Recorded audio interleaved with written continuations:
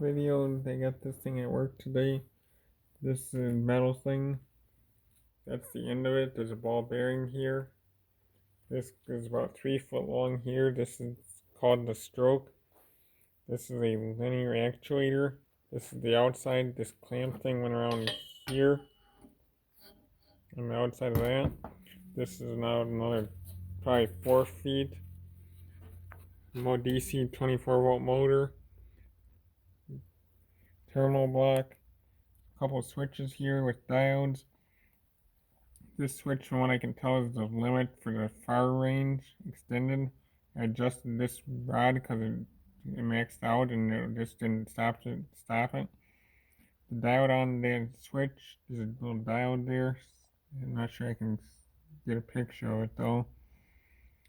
That keeps it from running continuing to run in that same direction, so it only runs in the opposite direction. And then this red thing travels up this worm gear.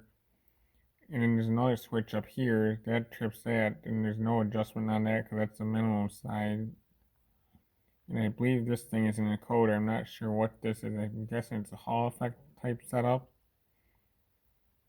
I don't know why I use that. It's just basically a 24 volt DC motor. But it's got quite a bit of torque on it.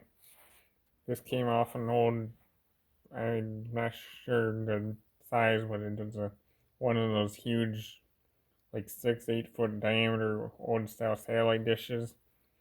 It had this rubber boot thing on it, which went around here. I don't know if that extended with the whole thing or if it was just to seal this joint or what. But this thing's got quite a bit of torque. I'm going to hook it up. And it runs pretty slow, but that makes sense because it's probably like a worm gear.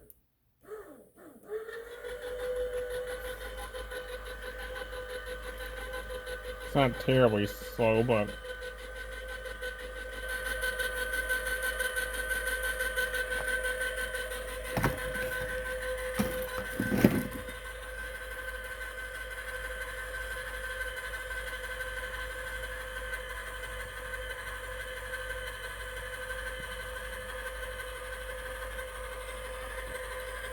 I'm going to time this and see how long it takes to return to normal. And then I'll post that in the comment, I guess.